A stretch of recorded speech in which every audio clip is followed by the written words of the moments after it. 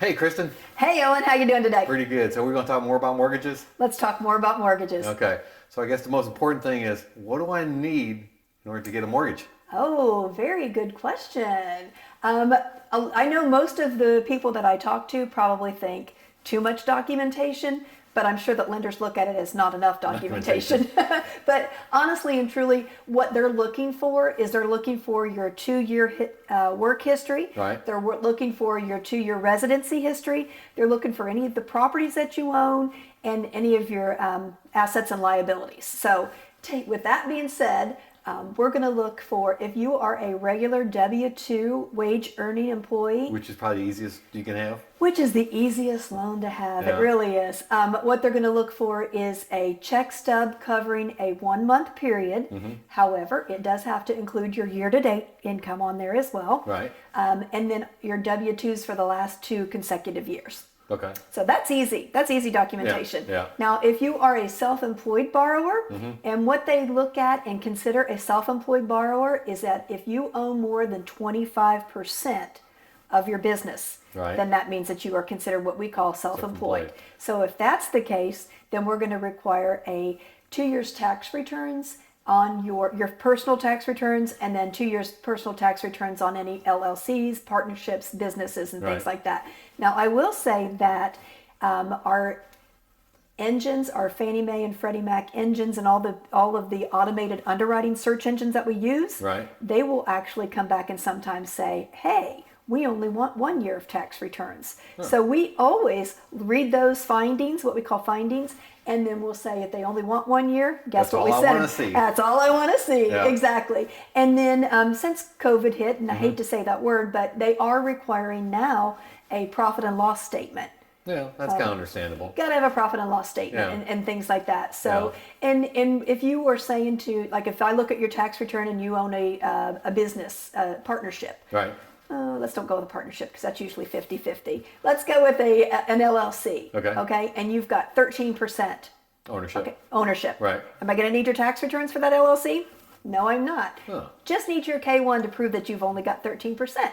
Gotcha. So, and Okay. that's what we'd be looking So the for. K1 basically tells the story of what's going They- on with that partnership and the income or loss with it. Exactly, and Got then it. that's what we use for underwriting purposes. As far as bank statements, again, it's 2 months bank statements. Right. One thing that always cracks me up is that we need the whole entire bank statement. Even a And blank page? even that blank page. Why did and they that's- put that stupid blank page in there? Exactly, but why do they have to list page 1 through 8? You know what I mean? Yeah. Because that's what the underwriters are looking for. That when they see page 1 through 8, they want want to see 8 pages. They want 8 pages exactly. Even if the 8th page is, have a nice day. Yeah, this page was left intentionally blank. I see that quite a bit, Yeah. and customers have the hardest time with that, which I do too. Yeah, But yeah. I kind of threw out logic when So it comes to what underwriting. happens nowadays? I know a lot of bank accounts, they don't no longer mail statements. Exactly. What do we do then? Well, then you hope that your borrower is savvy enough that they can go online and actually print them online because Okay. they will allow us to do that. There are other alternatives for those kinds of things. We still use old school verifications of deposits, Right. which is a form that we send out to your banking institution with your signed authorization that says, hey, how much is in their account right now? What's their average balance? Right. And then to verify all that information. So we can use that as well. Okay. All right. So while we're talking money, and this one comes up more often than you would think, and I'm probably shield you from a lot of it, but I'm sure you see it too. I have a boatload of cash that I'm using as my down payment. Ooh, cash. If you read in the Fannie Mae and Freddie Mac guidelines, cash is I thought cash was king. cash is not king. Cash is an unacceptable source of funds. But it's money. But it's money. Yes, exactly. But they have to make sure that it's legal money. So that's really where Okay. they get into their trying to figure it out. Now, I've got situations, and everything's kind of a case by case. Okay, if you're going to go and dump $40,000 into a bank that you've got in your safe, that's an issue. That's Right. that's going to be And a red flag. I actually find people with more hoards of cash than I would ever dream be possible.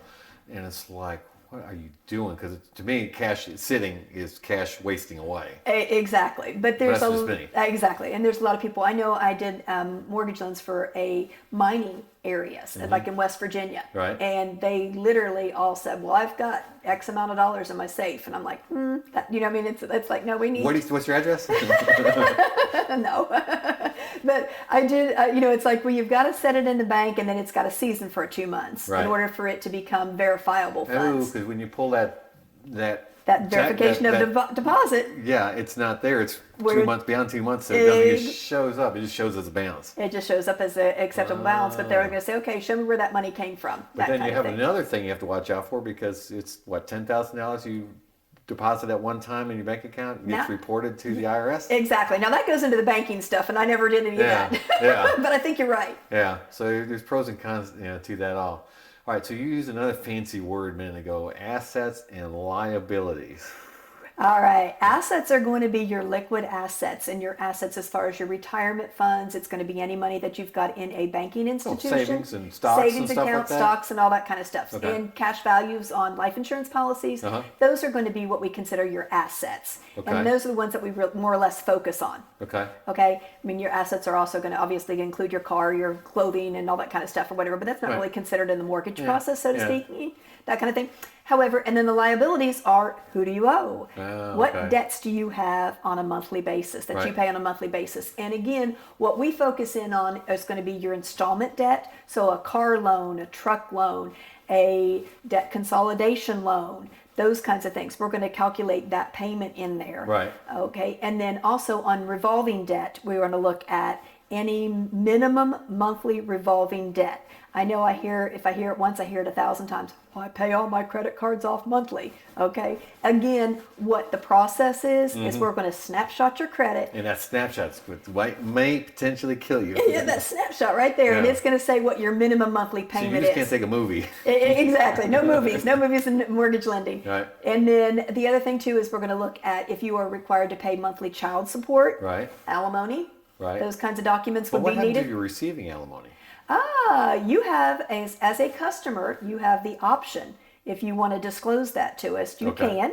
And if you do and you receive it on a monthly basis, we can use that as qualifying income. Cool. But keep in mind, you're not required to disclose that to Okay, us. so I can if I want to, but I don't have to. Exactly. Now, Okay. if you're paying it, that's a different That's a story. different story. Exactly. Because that's a liability. That's a liability. Gotcha. Exactly. And we do use a divorce decree and your marital separation plan, I think is what they call that, Right. for determining what your monthly payments are for that. So, all right. So now I've got installment debt, and I have revolving debt. Thank you.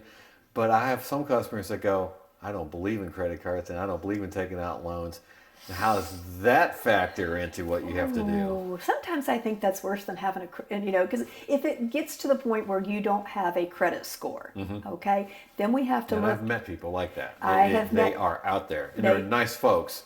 They Oh. think they're doing the right thing. Exactly, they sure do. And the thing is that again, we're going to go down and we're going to go look through the products and say, okay, which one is the most liberal on not having a credit score? And we have to get into what we consider traditional trade lines. So those traditional trade lines would be like your car insurance. It would be your cell phone bill. It would be your electric bill. It would be those kinds of trade lines. How do you verify those? Because those typically aren't reported to the credit bureaus. Then So the how's burden that is happen? on the customer. The burden is Yeah. on the customer. So you're gonna show me a copy of your cell phone bill, and Right. you're gonna show me a copy of your canceled check, or you're gonna show where it's Okay. gone through your bank statement. Okay. Okay, to show that it's been paid to U.S. Cellular, Sprint, Verizon. If you're bringing that up, then what about people that are renting and they're paying that rent every month?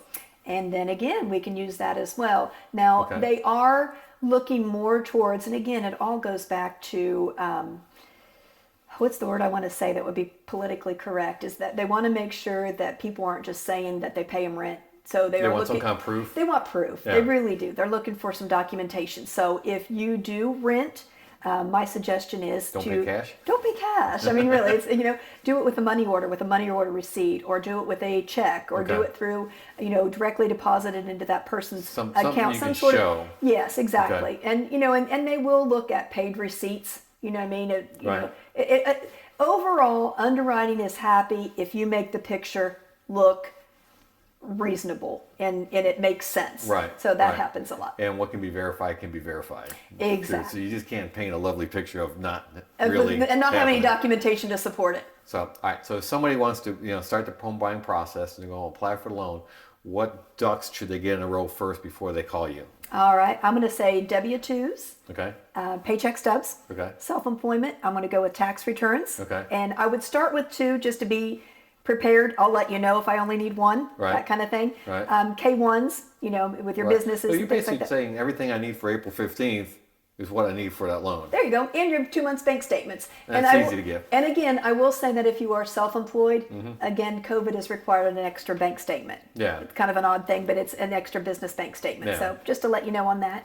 The other thing too, a lot of times I find people don't have, or a lot of people own properties, okay? So what we're looking for, if you own another property, let's say you own your primary residence and you come to me and you want to buy a second home. Well, on your primary residence, what I need is a copy of your mortgage statement that you're making your mortgage payment. And what it's going to do is it's going to show me that your escrows are included. So Right. I don't have to count any money over and above. Yeah, okay. Even so, I still would need a copy of your homeowner's insurance deck page to show Yeah. your insurance amount, and then also a copy of your property tax bill to show that what your taxes are and things like that. Right. And then we're going to show that it's included in there with that mortgage statement. Got it. Another one that's kind of been, I would say newer, again, I've been in this industry for a long, long, long time, is they're making sure, and again, it goes back to that ability to repay. We want to make sure we're not missing anything. Right. So a lot of times some of the subdivisions in some properties will be subject to an HOA fee. Right. So if you are located in an area that's got a $100 a year HOA fee, I need to find out that. Because that gets factored in there Because too. it does. It gets Thank you, factored nickel and into diming. it. I know. That PITI, they mean everything. And even so, if you do not live in a house, Right. a neighborhood that has got an HOA fee, they want a written statement from you That saying. there's no HOA? True. Dang. I know. Again, I think it goes back to just proof and documentation. Right, right. And for the most part, most of those things are fairly easy to come by. Right. You know, And it's not too bad. and here's the thing too. Local lending, local lender, you tell me, Kristin, I don't have an HOA fee. Well, guess what? Kristin will type up your little letter. We don't have one. Send it through Doc Magic. You sign it. You sign it and So that's problem solved. probably something one of the large national companies couldn't do as easily. Probably not. You know Yeah. what I mean? They're going to require the documentation, but they're not going to help you get to the end result. Right. Gotcha. Okay. What about somebody that works part-time? Can they qualify? Oh, part-time. A couple of things about part-time employment. If you're doing a full-time job and you've got part-time, we can consider that as qualifying income, but there are certain specifications. You have to have a 2-year history of working, Right. and it doesn't even have to be the same part-time job. Oh, so I can I'm working, I'm gonna make up stuff, delivering for Domino's, and last week I was delivering for Pizza Hut. Exactly. You're okay. As long as you've got a 2-year history Right. of pizza delivery or, that type of retail work, that Right. kind of thing. Right. And it's likely to continue. Right. There's the key.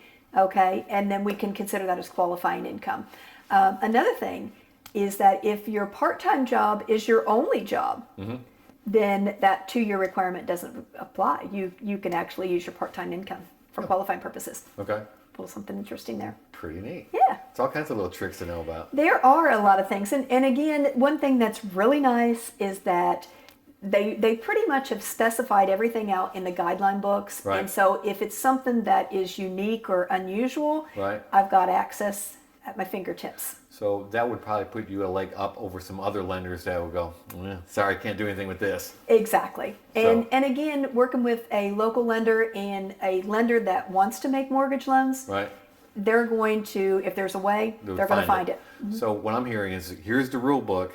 How good does that loan officer know that rule book and put the buyer's scenario to advantage in those rules to play with? Exactly. So that keeps you up at night, doesn't it? It does. There's a lot of information up in here. Yeah. All right. Well, there's a lot to know about getting a mortgage, but it sounds like if it's in your hands, that's your job to know all those good things. Exactly. You get them to me and I'll take it from there. All I want to hear is approved and for how much. So one of the other common traits I'm seeing lately is, somebody will say, hey, I've been approved for $500,000, but I only want to spend $450,000. You like to hear that. Yeah, exactly. Yeah. And every once in a while, though, I hear somebody, you've been approved for $500,000 and I want to spend $525,000. What do you do It there? does work both ways. Yeah, it does. And what I usually do is I'll work with the customer. Like if they say they want to spend $450,000, I'll do the pre-approval for $450,000. You know what I mean? But I usually kind of say to them, just to let you know that your debt to income ratio could allow a little higher. You could probably go a little higher. So when you're out house shopping with Owen, just let him know that if we need to tweak this You got a pre-approval, little room. we can do it. So And then wiggle that's room. usually a little bit of wiggle room. Yeah, And don't go crazy. Exactly. And I can do that within a matter of minutes, get a new pre-approval letter to you. Right, cool. All right, anything else I need to know? I think that's it right now. All right, so if somebody wants to get a hold of you and start this process, what do they do? All they got to do is just dial me up at 865-640-7494, or they can visit my website at www.kristin, Kristin, homeloans.com. Cool. And of course, if you need a realtor, 865-406-0226. And that's my cell, and that's your cell. So we're not going to hide from you. You know, you can get us, pretty much anytime. Please don't call after 12. Midnight, that is. Midnight. All right. Thanks, Kristin. Thank you, Owen. All right.